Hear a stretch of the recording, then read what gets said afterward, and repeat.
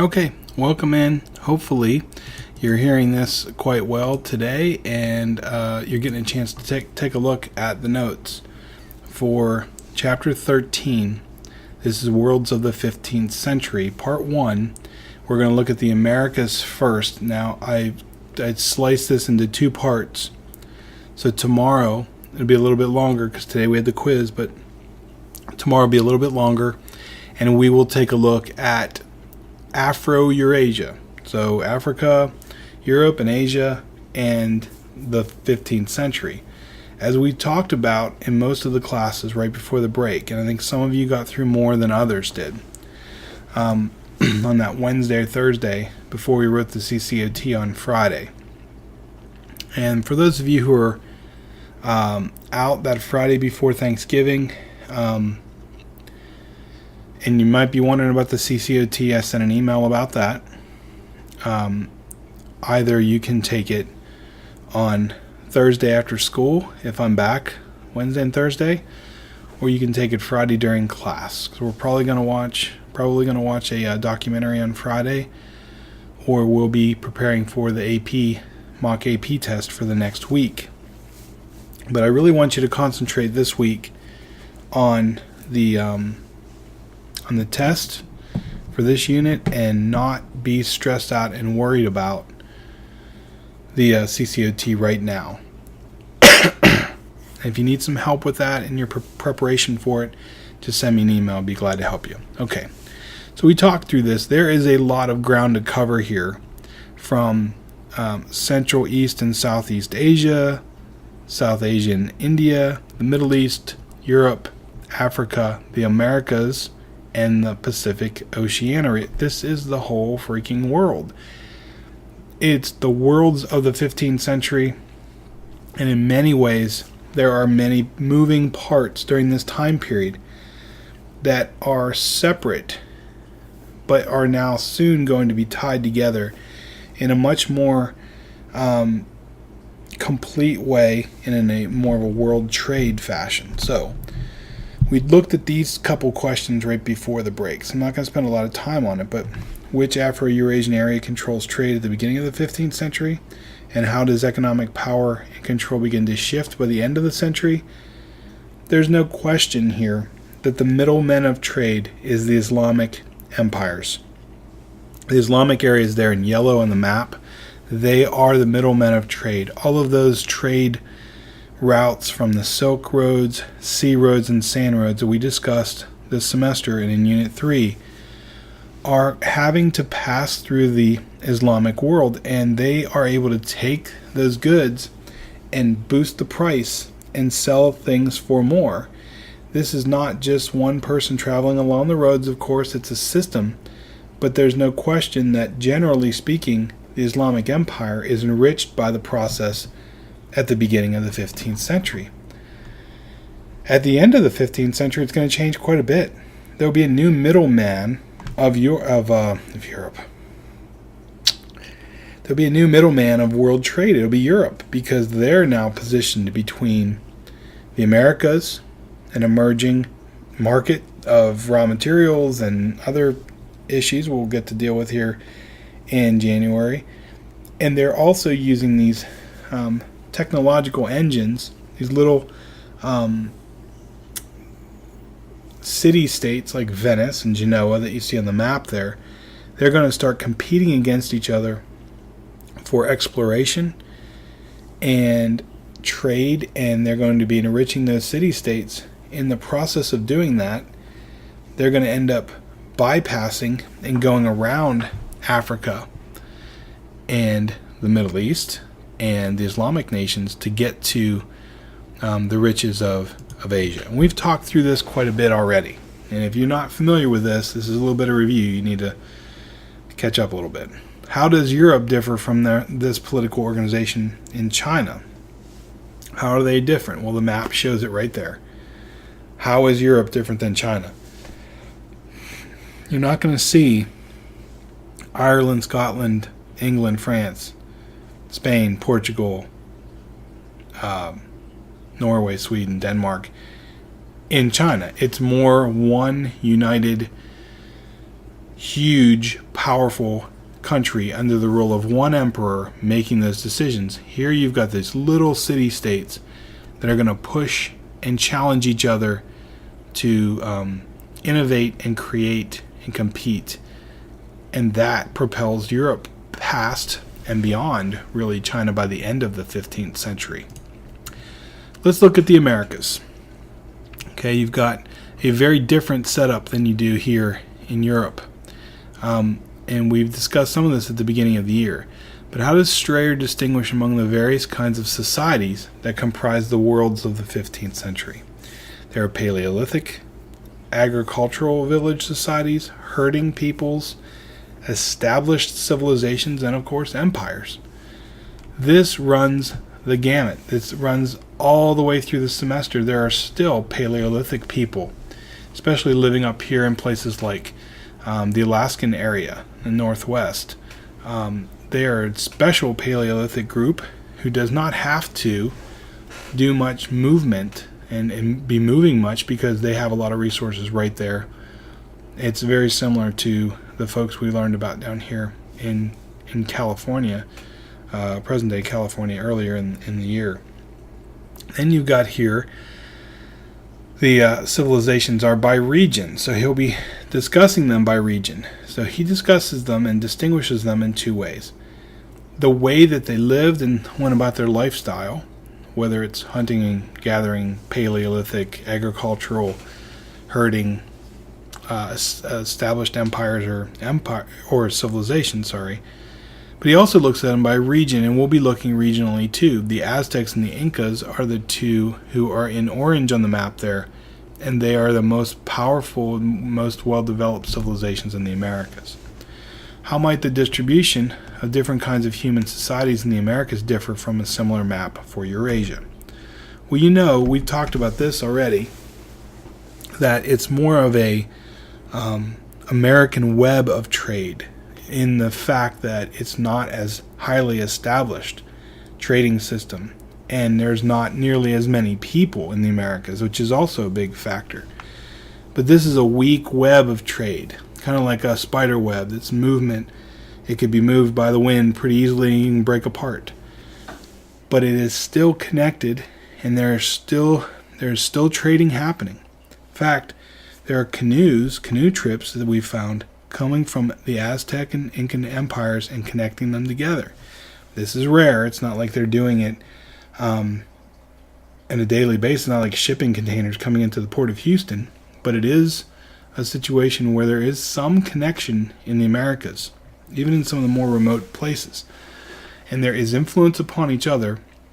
It's just not anywhere near at the magnitude and intensity that you have in Eurasia.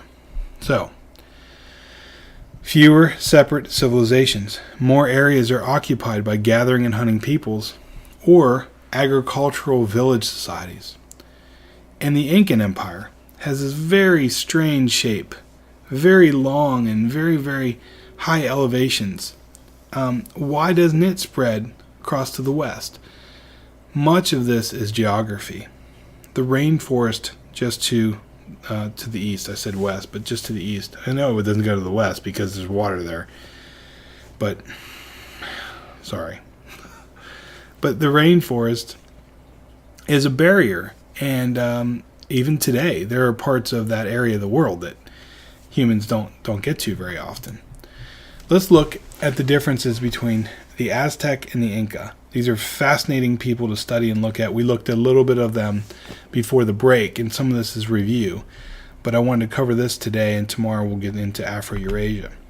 The Incan Empire was much larger than the Aztecs. The Aztecs, though, controlled only part of Mesoamerican cultural region, and that does not include the Inca, the Mesoamericans. It's right there in Mexico, Latin America, Guatemala. While at its height, the Incan state encompassed practically the whole Andean civilization. They were more united. There were less warring territories or groups in the Incan state or civilization than there were in the Aztecs. In the Incan realm, the Mexica leaders largely left the conquered people alone, and no elaborate administrative system arose. Now, it's important to make a distinction here, though. It's not like they left people alone. They conquered them. They were warlike. They were very, very, violent and warlike. Very similar to the Romans in a lot of ways, the Aztecs were. However, once they were conquered, they didn't rule over them with like an iron hand or a very almost socialized way. The Incas did. They had a very strict policies, procedures, and administrative practices. The Incas built more of a bureaucratic empire. Bureaucratic means that there's more state-controlled economy happening, and there's more state-controlled distribution of resources and goods, and an education system. These types of things are being done in the Incan Empire. You get a good look here at the Aztecs, and you can see we talked about Tenochtitlan and what it was like there, and it's the amazing city that's built on this lake, which we'll get to. But there are other groups there as well.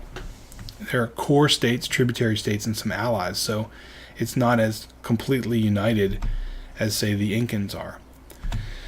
The Aztec Empire extracted substantial tribute. This is similar to the Chinese, remember their tribute system, in the form of goods from subject populations. But the Incas extracted labor. Really interesting.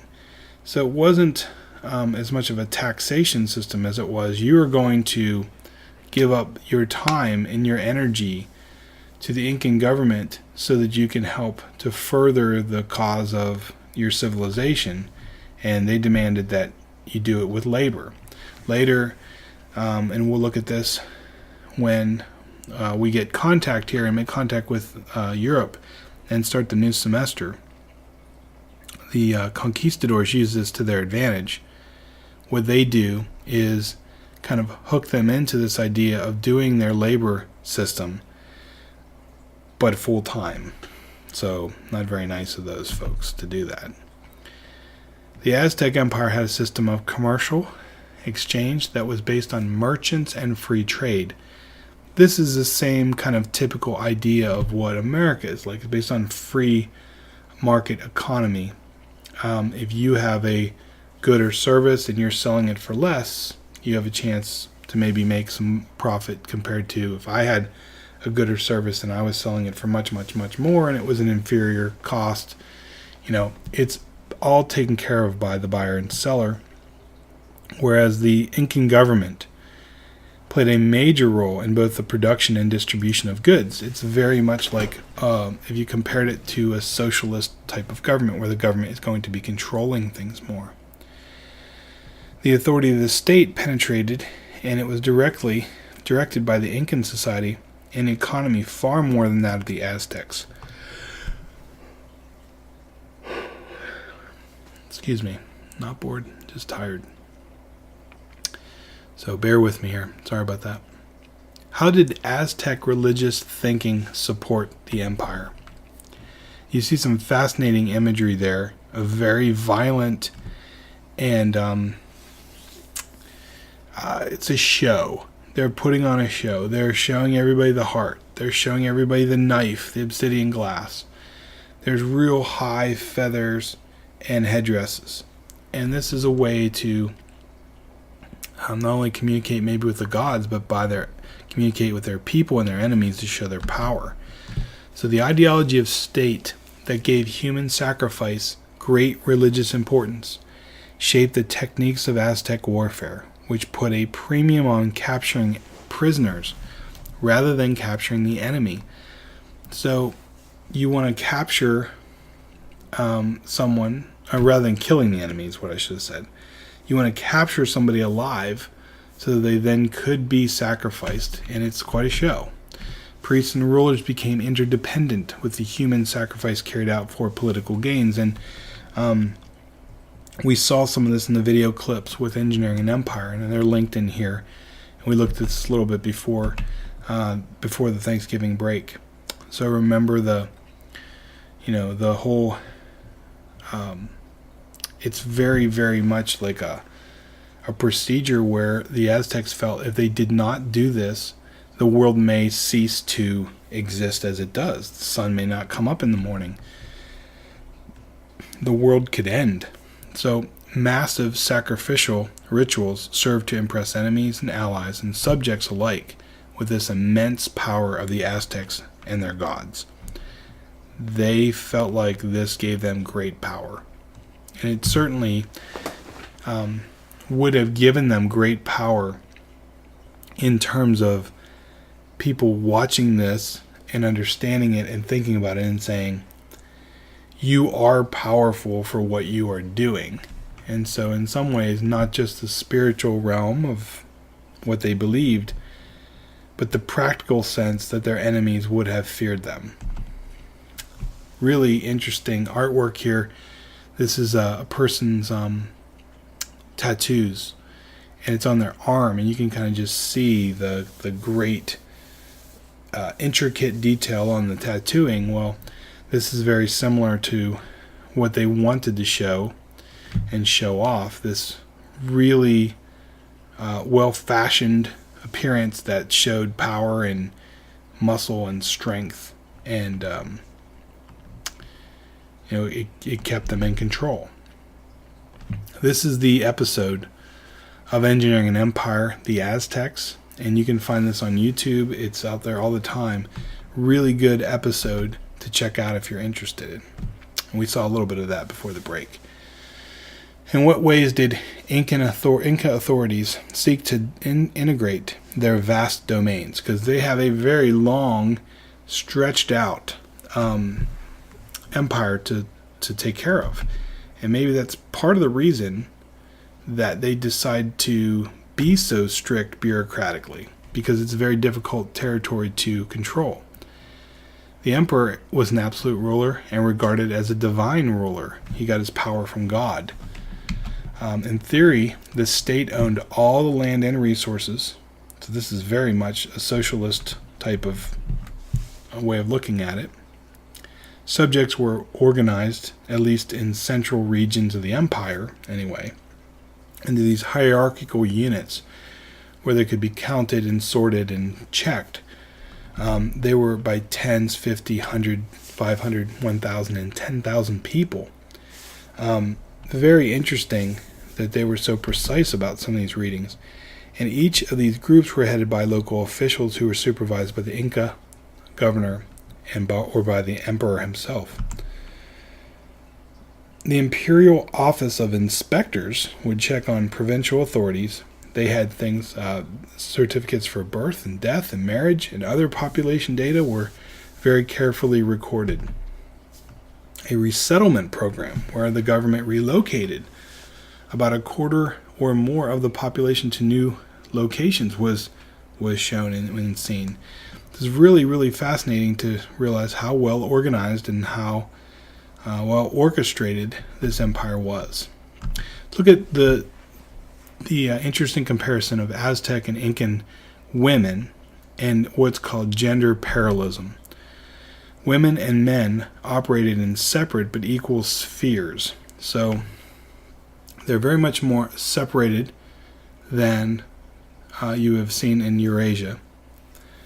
But these separations were also very equal in the fact that although they were operating in separate spheres, they were seen to be about similar in power range. So the parallel religious cults, they had those for women and men. They had parallel hierarchies of female and male political officials, especially the Incas. And women and household tasks were not regarded as inferior. They were regarded as being very important. In fact, sweeping, the act of just sweeping the floor with broom was a powerful and sacred act.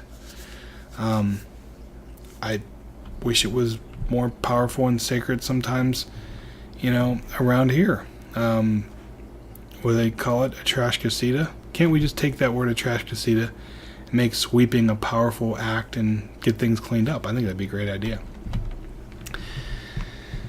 But you knew we weren't going to go too far with this, right? Men aren't going to let the women have all the power here or be equal. they still have the top positions in political and religious life. So why? Most people think it's because of the glorification of the military, which probably undermines this gender parallelism ideal. It's a good idea. It's something they want to see happen, but it just doesn't end up happening. It's like if we had equal rights in this country, which we don't completely, but if we had a very strong outlook on equal rights, but yet we'd never had a woman president. Kind of similar, you know. The Inca ruler and his wife governed jointly, which is really interesting. One believing to come from the sun and the other from the moon. Really interesting. So there is some of that even at the top, where the emperor and the wife govern jointly. So you can see here the very difficult terrain and territory to control and how it grows as you get closer to 1525. You can see some changes in how it's being impacted. And the roads were very impressive. So much like the Romans, the Incan roads were architectural and engineering masterpieces.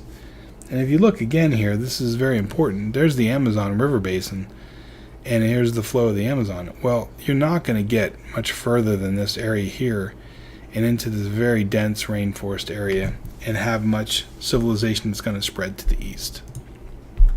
This is video called the Machu Picchu, I went too far, Machu Picchu Road to the Sky. It's very interesting and really well done. And it's a neat video clip if you ever want to check out the whole thing. And I'll let a little bit of it play here, and I'll fast forward a bit so you get a sense of what the imagery is like. This is a fascinating place. High in the Andes Mountains, constructed by the Incas in the 1400s on a spot believed to be sacred by local people. About 200 buildings or so stand at some at 8,000 feet above sea level, making what was truly a city in the sky. You can see a few people there walking on the screen, which gives you a sense of like just how big this is and how you can see these were buildings and the elevated sense of the steps as they go up and how they built those. It was believed to be more of a retreat or religious center rather than serving as administrative or commercial or military purposes. And you can imagine it would be hard to have that be like practical in that sense. In 1911, Hiram Bingham, a Yale University archaeologist, finally found this place, and his discovery of Machu Picchu was kind of fascinating for people to see in 1911. So it's not like people knew about it even when the European explorers arrived. Very remote location, and this is what we're saying here too about the geography of the region and why it's very difficult to control. And maybe that's why the bureaucratic red tape and the structure of the Incas was so vastly important. You get a sense of what this looks like here as you're going up the coastline. It's a pretty intense area to have to maintain and control.